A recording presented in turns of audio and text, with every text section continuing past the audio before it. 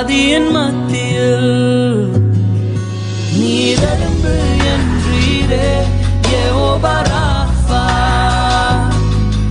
என் சுகம் நீரா நீரே வியாதியின் மத்தியில் நீரரும்பு என்றீரே யெகோவா ராஃபா.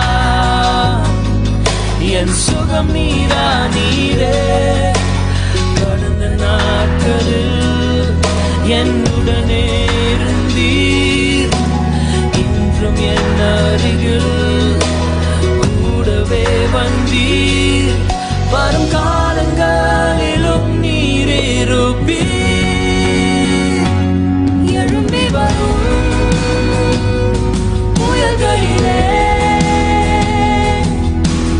நீரே எந்தன் கண்மலை. பொங்கி வரும் அலைகளிலே உம் பாதத்தின் சுவடுகளே.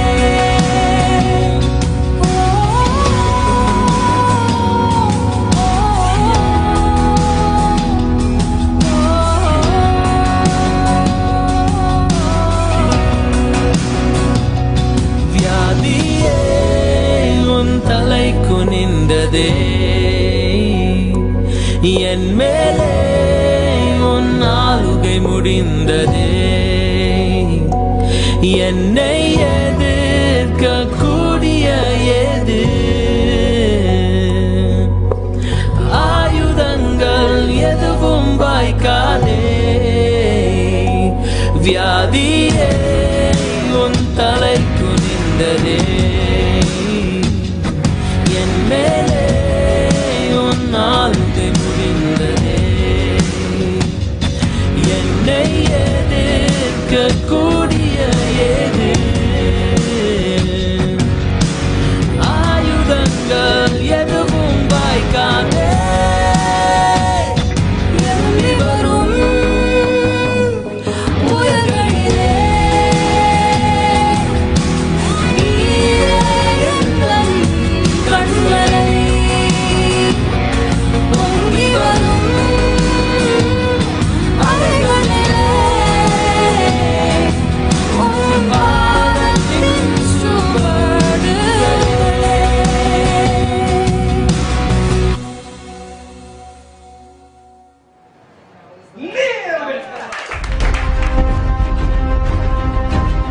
As the world battles with fear and uncertainty, now more than ever before is the time to be rooted and grounded in the truth of God's Word. Full Gospel Assembly of God Church presents Bible Doctrine with Reverend Paul Thangaya. Discover treasures inside God's Word. Be strengthened in His promises. Gain a deeper understanding of biblical truth. Every Monday from 7 to 8 p.m. in Tamil and Kannada. Every Wednesday 7 to 8 p.m. in English. Bible Doctrine. Join us and be blessed.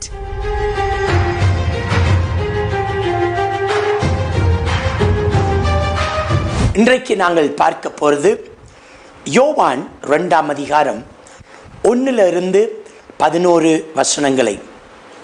கானாவூர் கல்யாணம். யோவான் சுவிசேஷகத்தில் இயேசு செய்த முதல் ஊழியமாக கானாவூர் கல்யாணத்தை நாங்கள் பார்க்கிறோம். மாற்கு சுவிசேஷகத்தில் அசுத்த ஆவியை அகற்றுவதும், மத்தேயு சுவிசேஷத்தில் மலை பிரசங்கத்தையும், லூக்கா சுவிசேஷத்தில் தேவாலயத்தில் பிரசங்கத்தை செய்வதையும் முதல் ஊழியங்களாக நாங்கள் பார்க்கிறோம். இந்த ஒவ்வொரு ஊழியமும் அந்தந்த சுவிசேஷத்தின் முக்கியத்துவத்தை பிரதிபலிக்கிறது. கானாவூர் கல்யாணம் ஏதோவென்று நமக்கு எழுதப்படவில்லை. இது சுவிசேஷகத்தின் முழு பொருளையும் உணர்த்தும் முதல் நிகழ்வாய் பார்க்கிறோம். அப்போ நாங்கள் பார்க்கும் பொழுது இந்த 4 சுவிசேஷகத்திலும் ஒரு காரியங்கள் இயேசு செய்ததை குறித்து அந்தந்த சுவிசேஷத்தை எழுதினவர்கள் எழுதி இயேசுவை ஊழியத்தை அறிமுகப்படுத்துகிறார்கள். அதே போல யோவான் அப்போஸ்தலன் எழுதின சுவிசேஷகத்தில் இயேசு செய்த முதல் அற்புதம் கானானூர் கல்யாணத்தை அவர் முதலாக காண்பிக்கிறார். இது பார்க்கும் பொழுது ஒரு குருடனை சுகப்படுத்துவதோ ஒரு செத்தவனை உயிருக்கு கொண்டு வருவதோ அதை விட ஒரு வித்தியாசமான ஒரு ஆரம்பமாக இது காணப்படலாம். பாருங்கள், இந்த சுவிசேஷகத்தில் யோவான் 4:46 54 வசனங்களை பார்க்கும் பொழுது அதிகாரியின் மகனை இயேசு குணமாக்குகிறார். இரண்டாவதாக 5ஆம் அதிகாரம் 1-9 வசனத்தை பார்க்கும் பொழுது இன்னொருவனை ஆண்டவர் குணமாக்குகிறார். 6ஆம் அதிகாரம் 1-14 பார்க்கும் பொழுது 5000 பேரை ஆண்டவர் போஷிக்கிறார். 6ஆம் அதிகாரம் 15-21 வசனங்கள் யோவானில் பார்க்கும் பொழுது இயேசு கடலின் மேல் நடக்கிறார். யோவான் 9ஆவது அதிகாரம் 1-34 வசனங்களை பார்க்கும் பொழுது பிறவி குருடனை அவர் பார்வையடைய செய்கிறார்.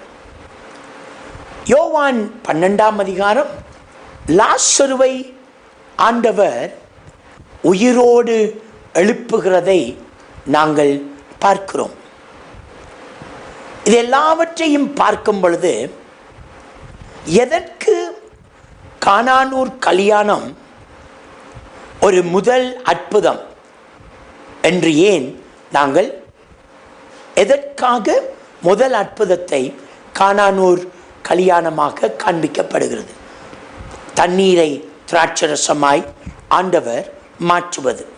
மேலே காண்பித்த அநேக அற்புதங்களைப் போல இது இல்லை. ஏனென்றால் அது குருடனுக்கு சப்பானியனுக்கு அப்படி கடலில் நடக்கிறது. அவைகளை பார்க்கும் பொழுதும் தண்ணீரை திராட்சரசமாய் பார்ப்பதும் வித்தியாசமாய் தெரிகிறது. யோவான் 3ஆம் அதிகாரம் 1-21 பார்த்தீர்கள் என்றால் இயேசுவை நிக்கோதேமு தேடி வருகிறதை, எப்படி நான் மறுபடியும் பிறக்க வேண்டும் என்று கேட்பதை அதில் பார்க்கிறோம். யோவான் 4ஆம் அதிகாரம் 1ஆம் வசனத்திலிருந்து 30 வசனங்களை பார்க்கும் பொழுது சமாரியா பெண் எப்படி அந்த கிணற்றண்டையில் இயேசுவை சந்தித்தாள் என்று நாங்கள் பார்க்கிறோம். இதிலெல்லாம் நாங்கள் பார்ப்பது என்னவென்றால் இயேசுவை சந்திப்பது நிக்கோதேமு, சமாரியா பெண்ணை, மரியாளை, இவைகள் எல்லாவற்றையும் இந்த சூழ்நிலையில் நாங்கள் பார்க்கிறோம். கானானூர் கல்யாணத்தில் இயேசு செய்த அற்புதத்தை அவர் அந்த மணமகனுக்கு அவரது மரியாதையை காப்பாற்ற உதவிய ஒரு பரிசாக காணலாம். அதைவிட இன்னும் ஆழமான சத்தியங்களையும் இந்த தண்ணீரை திராட்சரசமாக மாற்றுவதிலிருந்து நாங்கள் பார்க்க முடிகிறது. யோவான் 2ஆம் அதிகாரம் 1-5 வசனங்களை முதல் குறிப்பு என்று எழுதிக் கொள்ளுங்கள். அந்த முதல் குறிப்பில் எழுதுங்கள், என் வேலை இன்னும் வரவில்லை என்று இயேசு சொன்னதை எழுதிக் கொள்ளுங்கள். முதல் குறிப்பாக என் வேலை இன்னும் வரவில்லை என்று முதல் குறிப்பை எழுதிக் கொள்ளுங்கள். வாசிக்கலாம். 2ஆம் அதிகாரம் யோவான் 1-5 வசனங்களை எல்லாரும் வீடுகளில் உங்கள் வேதாகமத்தை திருப்பி யோவான் 2:1-4 5 வசனங்களை வாசியுங்கள் என்னோட சேர்ந்து. வாசிக்கலாமா? 3ஆம் நாளிலே கலிலேயாவில் உள்ள கானான் ஊரிலே ஒரு கல்யாணம் நடந்தது. இயேசுவின் தாயும் அங்கிருந்தாள். இயேசுவும் அவருடைய சீஷரும் அந்த கல்யாணத்துக்கு அழைக்கப்பட்டிருந்தார்கள். 3வது, திராட்சரசம் குறைவுபட்ட போது இயேசுவின் தாய் அவரை நோக்கி, அவர்களுக்கு திராட்சரசம் இல்லை என்றாள். 4, அதற்கு இயேசு, ஸ்திரியே, எனக்கும் உனக்கும் என்ன? என் வேலை இன்னும் வரவில்லை என்றார். அவருடைய தாய் வேலைக்காரரை நோக்கி, அவர் உங்களுக்கு என்னத்தை சொல்லுகிறாரோ அதன்படி செய்யுங்கள் என்றாள். இங்கு வசனத்தில் குறிக்கப்பட்டிருக்கிறது, 3ஆம் நாளிலே கலிலேயாவில் உள்ள கானான் ஊரிலே ஒரு கல்யாணம் நடந்ததென்று பார்க்கிறோம். 3ஆம் நாள் என்று இங்கு குறிக்கப்பட்டுள்ளது. என்னவென்றால், அவர் நிக்கதேமுவை சந்தித்த பின்னர் வந்த 3ஆம் நாளாகும். நிக்கதேமுவை சந்தித்த பின்னர் வந்த 3ஆம் நாளாகும். இந்த சுவிசேஷத்தின் நாம் காணும் முதல் 2 அற்புதங்களும், அதாவது இந்த சுவிசேஷத்தில் நாங்கள் பார்க்கிற முதல் 2 அற்புதங்கள், ஒன்று என்ன? கானானூர் கல்யாணம், 2ஆம் அதிகாரம் 1-11. 2வது அற்புதம் என்னத்தை பார்க்கிறோம்? 2ஆம் அதிகாரம் 13-22. அது என்ன? இயேசு தேவாலயத்தை சுத்திகரிக்கிறது. எழுதிக் கொள்ளுங்கள். அப்ப 1வது அற்புதம் கானானூர் கல்யாணம், 2ஆம் அதிகாரம் 1-11. 2வது அற்புதம் என்ன? தேவாலயத்தை ஆண்டவர் இயேசு சுத்திகரிப்பது, 2ஆம் அதிகாரம் 13-22. இவைகள் ஆகியவை 3ஆம் நாள் நடந்த அற்புதங்கள் ஆகும். இவைகளெல்லாம் 3ஆம் நாள் நடந்த அற்புதங்கள் ஆகும். தேவாலயத்தின் சுத்திகரிப்பை யோவான் சுவிசேஷம் எழுதிய ஆசிரியர் இயேசுவின் மரணத்திற்கும் உயிர்த்தெழுதற்கும் ஒப்பிடுகிறார். இயேசுவின் மரணத்திற்கும் உயிர்த்தெழுதற்கும் தேவாலயத்தின் சுத்திகரிப்பை 2ஆம் அதிகாரம் 19-21 வசனங்களில் இவர் அதை ஒப்பிட்டு காண்பிக்கிறார். தேவாலயத்தின் சுத்திகரிப்பை யோவான் சுவிசேஷகத்தை எழுதின யோவான் இயேசுவின் மரணத்திற்கும் இயேசுவின் உயிர்த்தெழுதற்கும் ஒப்பிட்டு அவர் காண்பிக்கிறார். நீங்கள் அந்த வசனத்தை வாசித்து பாருங்கள். யோவான் 2:19-21 வசனங்களை. ஆனால் இப்படிப்பட்ட தொடர்பை, புரியுதானே, இப்படிப்பட்ட தொடர்பை நாங்கள் கானானூர் கல்யாணத்தில் காண முடியவில்லை. இயேசு ஆலயத்தை போய் சுத்திகரித்தார். அதற்கு எதை ஒப்பிடுகிறார்? இயேசுவின் உயிர்த்தெழுதலுக்கும் அவருடைய மரணத்திற்கும் அதை ஒப்பிட்டு யோவான் எழுதியிருக்கிறார்.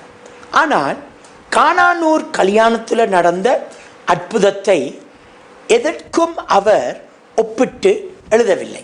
புரியுதானே? கானானூர் எங்கே இருந்தது பாருங்க. கானான் ஊர் எங்கே இருந்தது என்பதற்கு முழுமையான தகவல்கள் எங்களுக்கு இல்லை. அது ஒருவேளை நாசரேத்துக்கு அருகில் இருந்திருக்கலாம். பாருங்க, அந்த இடம் எங்க கரெக்டா இருந்ததென்று எங்களுக்கு தகவல்கள் இல்லை. அது நாசரத்திற்கு 3 மைல் தொலைவில் உள்ளது. அல்லது போனால் இது நாசரத்திற்கு வடக்கே 9 மைல் தொலைவில் இருக்கும் இடமாயும் இருந்திருக்கலாம். கானான் ஊர் யோவான் சுவிசேஷத்தில் மட்டுமே காணப்படுகிறது. கானான் ஊர் யோவான் எழுதின சுவிசேஷத்தில் மட்டுமே இதை நாங்கள் பார்க்கிறோம். நாத்தான்வேல் தீர்க்கதரிசியின் ஊரும் இதுவே. 21 அதிகாரம் 2ஆம் வசனத்தில். கானான் ஊரின் சிறப்பே அது அவ்வளவு ஒரு முக்கியத்துவம் வாய்ந்த ஊராக இல்லாமல் இருந்தது. அது ஒரு முக்கியமான ஊர் கிடையாது. தேவனும் கூட தமது மகிமையான ஊழியத்தை செய்வதற்காக சாதாரணமான மனிதர்களை அவர் தெரிந்து கொள்கிறார். அப்ப யோசித்து பாருங்க, கானானூர் என்பது ஒரு முக்கியமற்ற ஒரு ஊராய் காணப்பட்டது. யாரும் அதற்கு எருசலேமை போல பெரிதாய் பேசுகிற ஒரு ஊராய் கானானூர் காணப்படவில்லை. ஆனால் ஆண்டவர் அந்த சிறுமையான அந்த ஊரை தெரிந்தெடுத்து ஒரு பெரிய அற்புதத்தை, தண்ணியை திராட்சரசமாய் அவர் மாற்றுகிறார். அதை நாங்கள் எங்கள் வாழ்க்கையில் ஒப்பிட்டு பார்க்கும் பொழுது, சாதாரணமான மனிதர்களை ஆண்டவர் தெரிந்து கொள்கிறார். மோசே, தாவீது, கிதியோன், இவர்கள் எல்லாம் பெரியவர்கள் கிடையாது. சாதாரணமான மனிதர்களை, ஒன்றும் தெரியாத ஊர்களிலிருந்து அவர் தெரிந்தெடுத்து அவருடைய மகிமைக்காக அவர் பயன்படுத்துகிறார். அப்ப யோசித்து பாருங்கள், ஆண்டவர் எவ்வளவு நம்முடைய வாழ்க்கையை குறித்து அவர் கரிசனை உள்ளவராய் இருக்கிறார் என்று. இயேசு எருசலேமுக்கு போய் தேவாலயத்தை அவர் சுத்திகரித்ததன் பின்பு அவர் திரும்பவும் எங்க வருகிறார்? கானான் ஊருக்கு அவர் வருகிறார். அங்கதான் தன்னுடைய 2வது அற்புதத்தை அவர் செய்கிறார். கப்பர்நகூமிலே ஒரு ராஜாவின் மனுஷரில் ஒருவனுடைய குமாரன் வியாதியாய் இருந்தான். அவனை ஆண்டவர் சுகமாக்கினார்.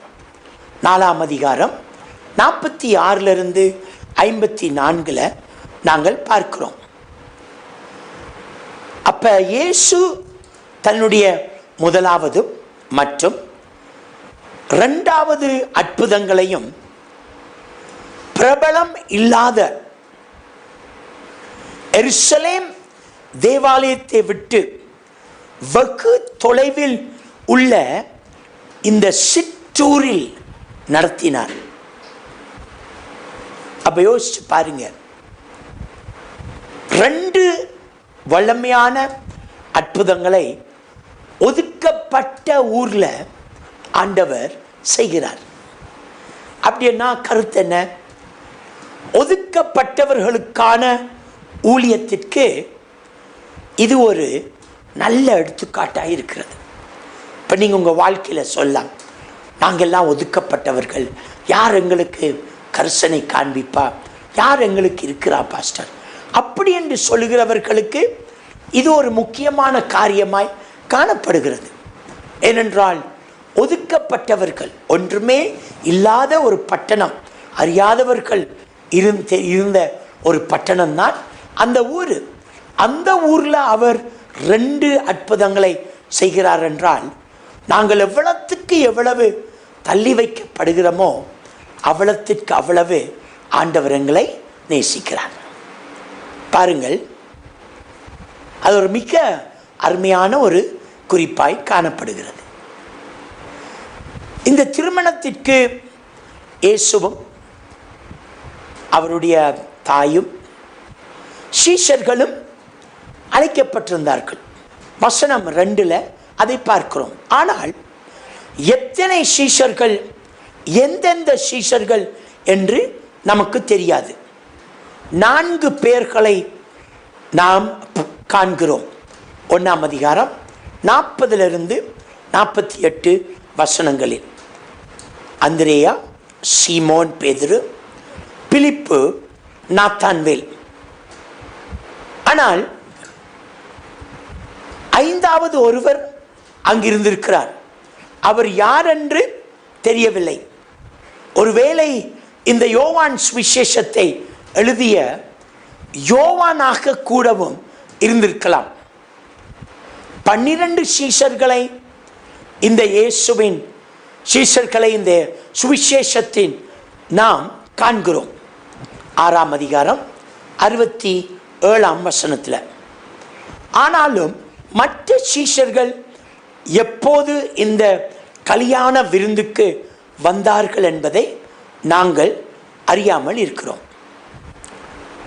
யோவான் சுவிசேஷகத்தில் இயேசுவின் தாயாரை இந்த கானானூர் கல்யாணத்திலும், இயேசு சிலுவையில் பாடுபட்ட போது கடைசியாய் அவருடைய வாழ்க்கையில் 19ஆம் அதிகாரம் 25 27 வசனங்களில் நாங்கள் மரியாளை பார்க்கிறோம். இந்த கானானூர் கல்யாணத்திலும் இயேசு சிலுவையில் அறையப்படுகிற நேரத்திலும் நாங்கள் அவர் மரியாளை குறித்து பார்க்கிறோம். ஆனால் எந்த இடத்திலும் அவர் பெயர் குறிக்கப்படவில்லை. மரியாளுடைய பெயர் மரியாள் இருந்தார்கள் என்று சொல்லல. என்ன, இயேசுவின் தாயார் இருந்தார்கள் என்று தான் சொல்லியிருக்கிறது. பெயர் மரியாள் என்று சொல்லப்படவில்லை.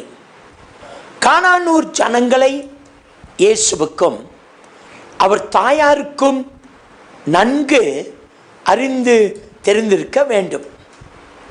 அதனால தான் இந்த கல்யாணத்திற்கு அவரை, அவருடைய தாயாரையும் சீஷர்களையும் அவர்கள் அழைத்தார்கள். இந்த தேசம் நட்பு சூழ்ந்த தேசம். இயேசு வருவதை குறித்து கலிலேயர் அதிக ஆர்வத்துடன் எதிர்பார்த்திருந்தார்கள். கலிலேயா மக்கள் இயேசு வருகிறதை ஆர்வத்துடன் அவர்கள் எதிர்பார்த்தார்கள். உற்சாகமாக அவரை வரவேற்றனர். ஆனால் யூதேயாவிலோ இயேசுவுக்கு எப்பொழுதும் எதிர்ப்பு காணப்பட்டது. கலிலேயாவில் அவர் இயேசுவை குறித்து அவர்கள் மிகவும் சந்தோஷமாய், அவர் வருவதை குறித்து அவர்கள் சந்தோஷப்பட்டு அவர்கள் ஆர்வமாய் எதிர்பார்த்தார்கள். ஆனால் எப்பொழுதும் யூதேயா தேசத்தில் இயேசுவுக்கு எதிர்ப்பு காண்பித்தார்கள். இந்த கலிலேயா ஜனங்கள் மிகவும் சாதாரண வாழ்க்கை வாழ்ந்தனர். ஆனாலும் திருமண விருந்துகளில் அவர்கள் சிறப்பான உணவு வகைகளையும் நல்ல திராட்சை ரசத்தையும் அவர்கள் பரிமாறுவது வழக்கமாய் இருந்தது. இங்கே குறிப்பிடப்படும் திராட்சை ரசம் புளிப்புள்ளது, தண்ணீர் கலந்தது. இந்த திராட்சை ரசத்தில் இது புளிப்பாக இருந்தது, தண்ணீர் கலக்கப்பட்டிருந்தது. திராட்சை ரசம் குறைவுபடுவது கல்யாண வீட்டாருக்கும் பெற்றோருக்கும் மணமகனுக்கும் ஒரு பெரிய அவமான காரியமாய் காணப்பட்டது. ஒருவேளை அப்படி திராட்சை ரசம் குறைவு ஏற்படுமானால் அந்த அவமானம் ஜனங்கள் மத்தியில் அநேக நாட்களுக்கு, மாசங்களுக்கு பேசப்படுகிற ஒரு காரியமாய் மாறிவிடும். திராட்சை ரசம் குறைந்து போச்சுன்னா அந்த குடும்பத்தை பற்றி ரொம்ப ஏளனமாக எத்தனையோ மாசங்களுக்கு மக்கள் பேசுவார்கள். பொதுவாக முதலாவது அல்லது 2வது நாட்களில் திராட்சை ரசம் குறைவுபட வாய்ப்பில்லை. முதலாவது 2வது நாட்களில் திராட்சரசம் குறைபட வாய்ப்பில்லை. ஏன்னா அங்கே கல்யாணம் நடந்து கொண்டிருக்கிறது. இங்கே மாதிரி ஒரு அவர் முடிச்சுட்டு போகிறதில்ல. அந்த நாட்களில் கல்யாணம்னா அந்த வீட்டில் எல்லாரையும் கூப்பிட்டு, நம்ம ஊர்லெலாம் அப்படி தான் செய்வாங்க. 5 நாள் 6 நாள் கொட்டை போட்டு எல்லாம் வந்து உட்காந்து சாப்பிட்டுட்டு பேசிட்டு மியூசிக் போட்டு போயிட்டுருக்கிற மாதிரி, அது மாதிரி தான் இங்கேயும். அப்போ முதலாவது நாள் 2வது நாள் திராட்சரசம் குறைபட வாய்ப்பே இல்லை. ஒருவேளை இந்த திருமண நிகழ்ச்சி அநேக நாட்களாக நடந்து கொண்டிருக்கலாம். இயேசுவின் தாயார் மனதில் என்ன இருந்ததென்று தெரியவில்லை. நாங்கள் 5ஆம் வசனத்தில் பார்க்கும்போது, இயேசு எதையாவது செய்ய வேண்டுமென்று அவர்கள் எதிர்பார்த்தார்கள். இயேசுவின் தாயார் எதிர்பார்த்தார்கள், என் மகன் ஏதாவது ஒரு அற்புதத்தை இங்கே செய்யணும் என்று. ஒருவேளை அவர்கள் அநேக வருடங்களாக ஒரு விதவையாக கூடவும் மரியாள் இருந்திருக்கலாம். அவர்களது முழு ஆதரவும் இயேசுவிடமே இருந்திருக்கலாம். மரியாள் விதவையாக இருந்திருக்கலாம். மரியாளுக்கு எல்லாம் இயேசுவை சுற்றி தான் அவர்கள் வாழ்க்கையும் இருந்திருக்கலாம். அவர் அநேக பிரச்சனைகளை ஞானமாக தீர்த்து வைத்திருப்பதை மரியாள் பார்த்திருக்கலாம். இந்த சூழ்நிலையிலும் அவர் இயேசு ஞானமாக இந்த சூழ்நிலையை கையாளுவார் என்று மரியாள் நம்பியிருக்கலாம். ஒருவேளை தமது சீஷர்களிடம் பணம் சேகரித்து மேற்கொண்டு தேவைப்படும் திராட்சரசத்தை வாங்க இயேசு முயற்சிப்பார் என்றும் மரியாள் நினைத்திருக்கலாம். ஒருவேளை அவர் அற்புதம் செய்வார் என்றும் கூட எண்ணியிருக்கலாம். அப்ப யோசிச்சு பாருங்க. அப்ப மரியாளுடைய மனசுல எல்லாம் இயேசுட்ட போய் சொல்லிட்டேன்னா அவர் கட்டாயம் என் மகன் ஏதாவது செய்திருவார் என்ற முழு நம்பிக்கையோட தான் இயேசுட்ட போய் மரியாள் சொல்லுகிறார். அப்ப இயேசுவின் பதில் என்ன? ஸ்திரீயே, எனக்கும் உனக்கும் என்ன? என் வேலை இன்னும் வரவில்லை என்றார்.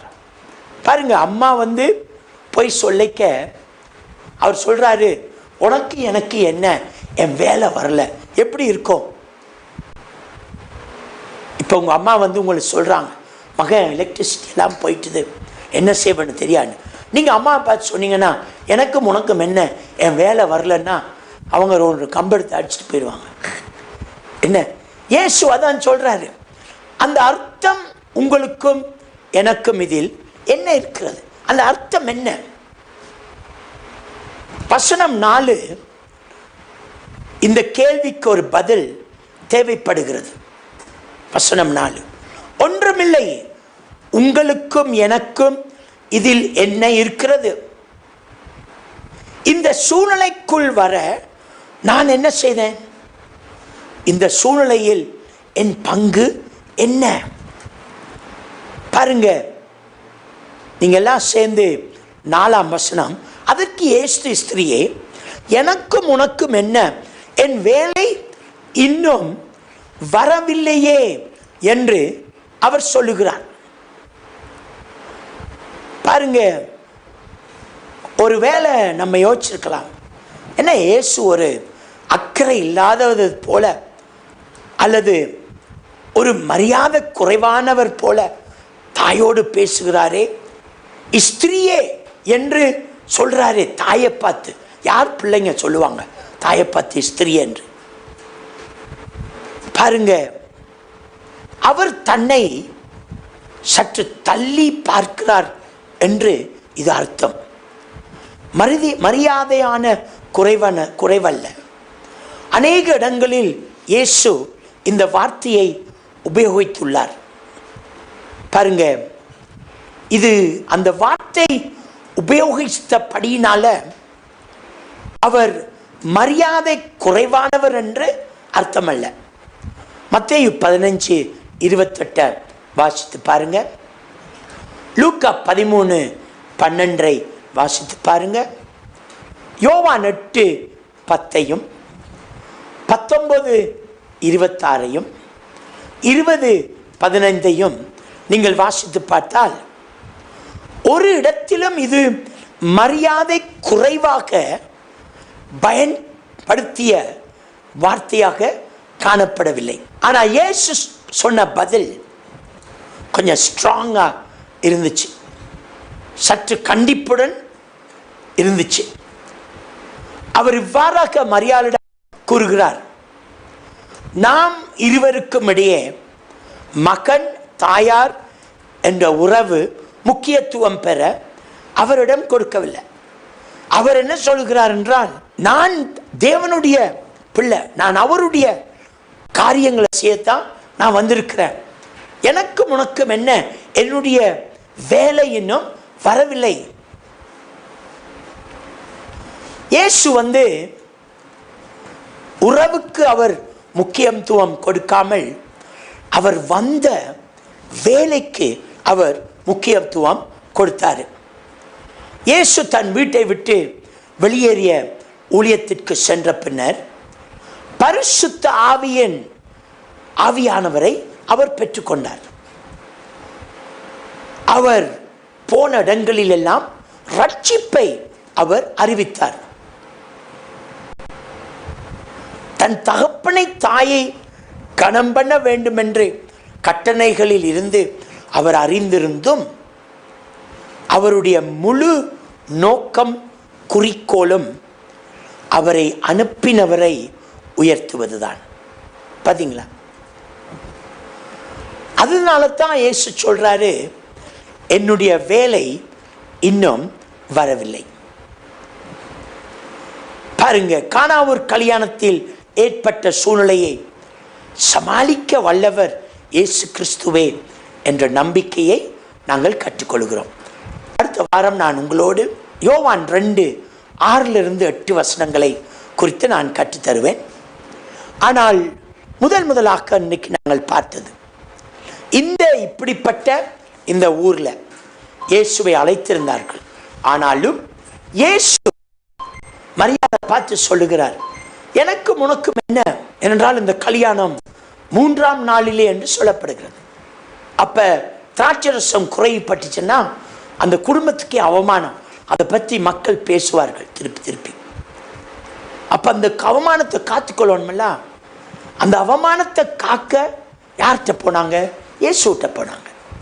நம்முடைய வாழ்க்கையில வருகிற அவமானங்களை காத்துக்கொள்ள நாங்க இயேசுகிட்ட தான் போனோம்.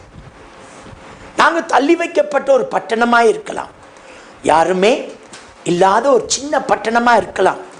ஆனாலும் அப்படிப்பட்ட இடங்களை தெரிந்து ஆண்டவர் இயேசு அவருடைய அற்புதங்களை அவர் காண்பிக்கிறார். மூன்றாவதாக, ஸ்திரியே என்று அவர் சொன்ன பதத்திற்கு அவர் மரியாதை குறைவாய் பேசவில்லை. அநேக இடங்கள்ல இயேசு அந்த வார்த்தையை பாவித்திருக்கிறார். அது மரியாதை குறைவை காண்பிக்கவே இல்லை.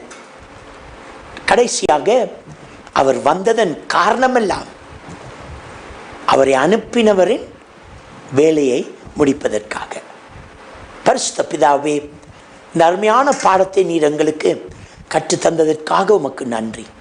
நாங்கள் உம்மோடு வாழவும், ஆண்டவரே, சூழ்நிலைகளில் அவமானப்படுகிற வேலைகளில் எல்லாம் உம்மை நோக்கி பார்க்கவும், உம்முடைய பாதத்தை பிடிக்கவும் எங்களுக்கு கிருபைகளை கொடுங்க. ஆசீர்வதிங்க, ஒவ்வொரு வீட்டையும் ஆசீர்வதிங்க ராஜா. உடைய பிள்ளைகள் உடைய வசனத்துக்குள் வளரவும் ஸ்தாபிக்கப்படவும் கிருபைகளை கட்டளையிடுங்க. இயேசுவின் நாமத்தினால பிதாவே, ஆமென், ஆமென். God bless you. Amen. Praise be to God. How many of you are excited to be in the house of the Lord? Let me hear you shout a good hallelujah in this place. எத்தனை பேர் சந்தோஷமா இருக்கீங்க? சத்தமா ஹalleluya.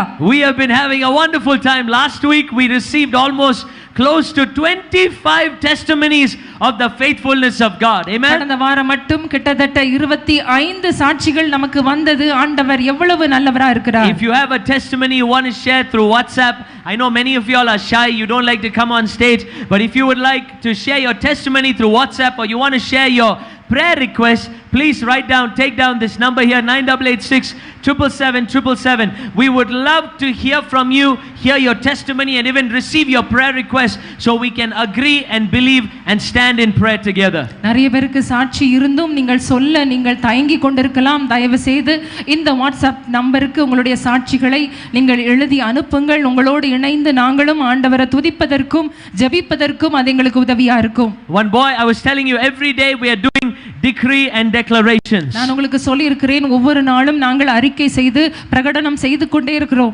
Speak the word of God every day. ஆண்டவருடைய வார்த்தைகளை பேசிக்கொண்டே இருக்கிறோம். Decree and declare the word of God every day. ஆண்டவருடைய வார்த்தைகளை ஒவ்வொரு நாளும் அறிக்கை செய்யுங்கள். Because remember church, we are not beggars, we are children of God. Amen. ஏனென்றால் நாம் பிச்சை கேட்கிறவர்கள் அல்ல, ஆண்டவருடைய பிள்ளைகளாய் இருக்கிறோம். Someone say an amen.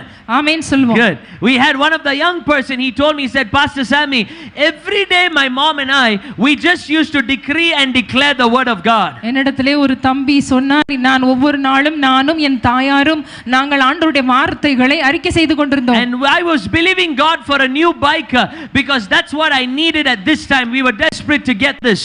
எனக்கு ஒரு புது பைக் தேவையா இருந்தது, அது வாங்கும்படியாக விசுவாசத்தோடு அறிக்கை செய்து கொண்டிருந்தோம். And last week right before I was just about to leave church, he came, pulled up right in front, and he came running to the window and he said, Pastor, please come out. I want you to pray and dedicate. God has given me a new bike. Show that photo. Look at that. அந்த ஞாயிற்றுக்கிழமை எல்லா ஆராதனைகள் முடித்து நான் வீட்டுக்கு போகலாம் என்று வண்டி ஏறும் பொழுது அந்த தம்பி புது பைக்கோடு வந்து என் முன்னாடி நிறுத்தி பாஸ்டர் அவர்களே ஜெபியுங்கள் என்று சொன்னார். Amen. Amen. So that's why I'm saying, church, every day spend time decreeing and declaring the word of God. It's so important for every believer. ஆகியால் நண்பர்களே, ஒவ்வொரு நாளும் ஆண்டவருடைய சமூகத்திலே அவருடைய வாக்குத்தத்தங்களை அறிக்கை செய்வதிலும் பிரகடனம் பண்ணுவதிலும் நீங்கள் நேரத்தை செலவழியுங்கள். Let me say this one more time. திரும்ப சொல்லட்டும். God is not moved by your begging. God is moved by your declaration of faith. நாம் கெஞ்சுவதிலோ பிச்சை கேட்பதிலோ ஆண்டவர் அசைய மாட்டார். நாம் பிரகடனம் பண்ணும் பொழுது அவர் அசைவாடுவார். God is not moved by your begging. God is moved by your declaration of faith, and faith comes by hearing the word of God. When you hear the word of God, you speak and declare the word of God in Jesus name. Amen. நாம் ஆண்டவர் முன்பாக பிச்சை கேட்டுக்கொண்டிருந்தால் ஒண்ணுமே நாம் சாதிக்க முடியாது. ஆனால் ஆண்டவருடைய வாக்குத்தத்தத்தை விசுவாசத்தோடு அறிக்கை செய்யும் பொழுது அது நடக்க முடியும். ஏனென்றால் விசுவாசம் கேள்வியினாலும், கேள்வி ஆண்டவருடைய வார்த்தையினாலும் வருகிறது. Hallelujah. Hallelujah. Amen. All right, quickly everyone, Genesis 29. Jesus revealed in the Old Testament. ஆதியாகமம் 29வது அதிகாரம் இயேசு பழைய ஏற்பாட்டிலே வெளிப்படுகிறது. We see a beautiful story here. If you're writing down notes, I want to encourage everyone, make sure you're writing down notes. All right, Genesis 29, we see a wonderful story. ஆதியாகமம் 29லே ஒரு அழகான கதை பார்க்கிறோம். We see here that Jacob loved Rachel. இங்கே யாக்கோபு ராகேலை மிகவும் நேசிக்கிறார். So Laban told him that he has to work 7 years to get Rachel. அவருடைய மாமனார் சொன்னார், நீ ராகாலை திருமணம் செய்ய வேண்டுமென்றால் நீ 7 எனக்கு ஊழியம் செய்ய வேண்டும். But after working for 7 years, finally he thought he got Rachel, but he got Leah. ராகேலுக்காக 7 வருடம் அவர் வேலை செய்தாலும் ராகேல் அவர் பெற்றுக்கொள்ளவில்லை, லேயாளை தான் திருமணம் செய்து வைத்தார். But then after that Laban told him, you need to work again another 7 years if you want to get Rachel. Laban திரும்பவும் சொன்னார், ராகேல் உனக்கு திரும்பவும் வேணும் என்றால் நீ இன்னொரு 7 வருடம் வேலை செய்ய வேண்டும். But Jacob had no issue. Why? Because of his love for Rachel. யாக்கோபுக்கு ஒரு பிரச்சனையும் இல்லை, ஏனென்றால் அவ்வளவு அதிகமாய் ராகேலை நேசித்தார். The Bible says that those years were only like a few days for him. Why?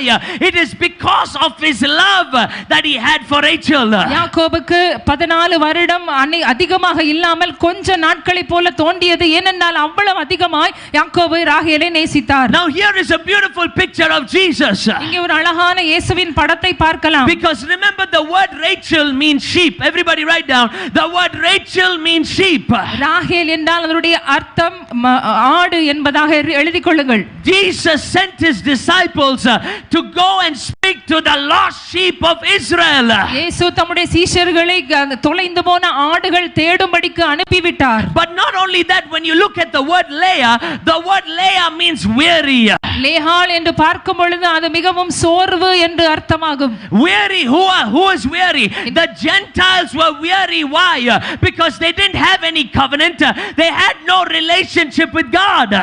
லேயாள் என்றால் சோர்வு என்றால் அந்நிய ஜாதிகளை குறிக்கிறது. ஏனென்றால் அவர்களுக்கு ஒரு உடன்படிக்கை இல்லாமல் இருந்தது.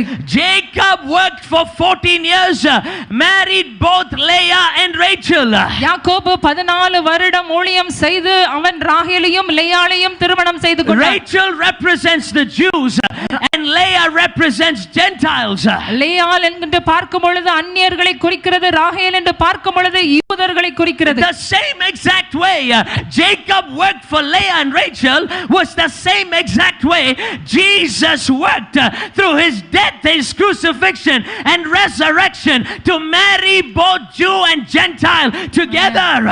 எப்படி யாக்கோபு லேயாளையும் ராகேலையும் திருமணம் செய்வதற்கு 14 வருடம் வேலை செய்தாரோ அதே போல இயேசு நமக்காக கல்வாரி சிலுவையிலே நம்மை அவர் திருமணம் செய்தும்படிக்கு அந்நியர்களையும் யூதர்களையும் திருமணம் செய்து கொள்ளும்படிக்கு சிலுவையிலே மரித்தார். Why did he do that? ஏன் அவர் அப்படி செய்தார்? It is because of his love for you. அவர் நம்மை நேசித்தார். Why did he do that? ஏன் அப்படி செய்ய வேண்டும்? It is because of his love for you. அவர் நம்மை நேசித்தபடியால். Why did he take the cross? அவர் ஏன் சிலுவையை எடுத்துக்கொண்டார்? It is because of his love for you. அவர் நம்மை நேசித்தபடியால். Why did he take the beatings? ஏன் அடிக்கப்பட்டார்? It is because of his love for you. அவர் நம்மை நேசித்தபடியால். Many people nowadays ask me, Pastor, does God love me? அநேகர் கேட்கிற கேள்வி இதுதான், ஆண்டவர் என்னை நேசிக்கிறாரா? If you want to know how much God loves you, look at the cross of Calvary, because the cross is the ultimate symbol of God's everlasting love for you that will never ever change. ஆண்டவர் உங்களை நேசிக்கிறாரா இல்லையா என்று நீங்கள் அறிந்து கொள்ள வேண்டும் என்றால் நீங்கள் அந்த சிலுவையை பாருங்கள். அதுதான் அவருடைய அன்பின் அதிகமான பட்சத்தை காண்பிக்கிற இடமாக இருந்தது. If you want to, people always say now how much you love God. அந்த ஜனங்க கேட்பாங்க நீங்க எவ்வளவு ஆண்டவரை நேசிக்கிறீங்க? It's not about how much you love God. It's knowing how much God loves you. Because if you know how much God loves you, you will fall more in love with Jesus. நாம் எவ்வளவாய் நேசிக்கிறோம் ஆண்டவரை என்று அளந்து பார்க்கிறதை விட அவர் நம்மை எவ்வளவாய் நேசிக்கிறார் என்பதை நாம் புரிந்து கொண்டால் இன்னும் அதிகமாகவே நேசிக்க தொடங்கி விடுவோம். He worked for you. அவர் உங்களுக்காக வேலை செய்தார். He died for you. அவர் உங்களுக்காக மரித்தார். Why did he do that for you? ஏன் அப்படி செய்ய வேண்டும்? So that you could become one spirit with him. நீங்கள் அவரோடு ஒரே ஆவியாகும்படிக்கு. How can you say that, pastor? எப்படி பாஸ்டர் சொல்ல முடியும்? I never said it. The Bible says it. நான் சொல்லவில்லை, வேதாகமம் சொல்லுகிறது. Look at what 1 Corinthians 6:17 says. 1 கொரிந்தியர் 6:16-17 என்ன சொல்லுகிறது? He that is joined with the Lord unto the Lord is one spirit. அப்படியே கர்த்தரோடு இசைந்திருக்கிறவனும் அவருடனே ஒரே ஆவியாயிருக்கிறான். Everybody know, all the Bible believers here, everybody know the scripture Psalms 51:11? எல்லாருக்கும் சங்கீதம் 51:11 நன்றாக தெரியும். Everybody know Psalms 51:11? எல்லாருக்கும் அந்த வசனம் மனப்பாடமாக தெரியும். Because you know why we still pray that scripture wrong? ஏனென்றால் அந்த வசனத்தை வச்சு தான் இன்னும் ஜெபிக்கிறோம். Because you know what Psalms 51:11 says? 51:11 என்ன சொல்லுகிறது? Cast me not away from thy presence and take not who? Take not the Holy Spirit from me. ஆண்டவரே உம்முடைய சமூகத்தை விட்டு என்னை தள்ளாமலும் உம்முடைய பரிசுத்த ஆவி என்னை விட்டு விலக்காமலும் இரும். Bible believing believers for the last 30 years you are still praying the same prayer but you are praying it wrong. பைபிளை வாசிக்கிறோம், ஆண்டவரை விசுவாசிக்கிற நாம் இந்த வசனத்தை இன்னும் வரைக்கும் ஜெபித்துக் கொண்டிருக்கிறோம். அது தவறான ஜெபம். Remember, before Jesus died and rose again, they were under the old covenant. Under the old covenant, the Holy Spirit came and the Holy Spirit left. The Holy Spirit came and the Holy Spirit left. The Holy Spirit couldn't stay. Why? Because the blood of the bull and goat was not powerful enough to keep the Holy Spirit in the person. பழைய ஏற்பாடின் காலத்திலே பார்க்கும் பொழுது பரிசுத்த ஆவியானவர் வருவார், பரிசுத்த ஆவியானவர் சென்று விடுவார். ஏனென்றால் அந்த பலிகள் ஆடு மாடியின் பலியின் நிமித்தமாக பரிசுத்த ஆவியானவரை தங்க வைக்க முடியாமல் போய்விட்டது. But we use the scripture to pray. ஆனால் இந்த வசனத்தை சொல்லி ஜெபிக்கிறோம். We think that it's real. We're saying, God, please don't take the Holy Spirit from me. Please, Lord, don't cast me away from your presence. We are praying an old covenant prayer. But listen to me. Under the new covenant, His blood is strong enough that the Holy Spirit said, I'm not going to come and go, but permanently I'm going to live on the inside of you forever and forever. Hallelujah. தெரியாமல் இந்த பழைய ஏற்பாடு ஜெபத்தை செய்து கொண்டே இருக்கிறோம். ஆண்டவரே, தயவு செய்து என்னை தள்ளாதிரும், உம்முடைய ஆவியை விலக்காதிரும். ஆனால் இப்பொழுதோ நாம் புது உடன்படிக்கைக்குள்ளே இருக்கிறோம். இயேசு மரித்த பிறகு பரிசுத்த ஆவியானவர் கொடுக்கப்பட்டார். அவர் ஒரு நாள் வந்து போக மாட்டார். அவர் நமக்குள்ளே இருப்பார். Hallelujah. Hallelujah. That's why I'll ask you. நான் கேட்டேன், when you take water நீங்க தண்ணி எடுக்கும்போது and you take sugar, நீங்க சர்க்கரை எடுத்துக்கொள்ளுங்கள். I asked you, can you please make sweet water for me? You will take the sugar, you will put it in the water, you will mix it and give it to me. இனிப்பான தண்ணி செய்து கொடுங்கன்னா நீங்க சர்க்கரை எடுத்து தண்ணியில போட்டு நல்லா கலக்கி கொடுப்பீர்கள். Now I'll come and give it back to you and say, திரும்ப அதை உங்களிடத்திலே கொடுத்து, can you please remove the sugar from the water? அந்த தண்ணியில இருந்து சர்க்கரை எடுத்துட்டு தாங்கன்னு சொன்னால், is it possible? அது முடியுமா? Hello? Hello? அது முடியுமா? I ask you, you mix nicely sugar in the water. நல்ல சர்க்கரையை நாம் தண்ணியிலே கலக்கி முடித்து and then I come விட்டது. and ask you, sister, please remove the sugar for me. What will you say, sister? அந்த சர்க்கரை எடுத்துட்டு தண்ணியை மட்டும் தாங்கன்னு சொன்னா அது முடியுமா? All of you will say, hey, go man, who will go and remove the sugar from water for you, fellow manga fellow? Who, first of all, so long I took to mix for you, now you're asking to remove and give. Nobody will do it. Why? Because it's not possible. அதை யாரும் செய்ய முடியாது, ஏனென்றால் அது அசாத்தியமானது. The same way God is saying, அதே போல் ஆண்டவர் சொல்லுகிறார், once the Holy Spirit is in you permanently, He is not coming out of you. He is going to live in you forever and forever. You are sealed by the Holy Spirit. You are sealed by the Holy Spirit. You are sealed by the Holy Spirit. அதுதான் வேதம் சொல்லுகிறது. பரிசுத்த ஆவியானவர் ஒரு தடவை கொடுக்கப்பட்டால் அவர் நமக்குள்ளே வாசம் பண்ணுகிறார். அவர் ஒரு நாள் நம்மை விட்டு விலக மாட்டார். ஏனென்றால் பரிசுத்த ஆவியினாலே நாம் முத்திரிக்கப்பட்டிருக்கிறோம். So where is the Holy Spirit? இங்கே பரிசுத்த ஆவியானவர் எங்கே? Hello, where is the Holy Spirit? அவர் எங்கே இருக்கிறார்? Where is He? அவர் எங்கே இருக்கிறார்? Where is He? Where is He? Where is He? He's living inside of you and me. நமக்குள்ள அவர் வாசம் பண்ணுகிறார். See, look at what 1 Corinthians 6:19 says. What?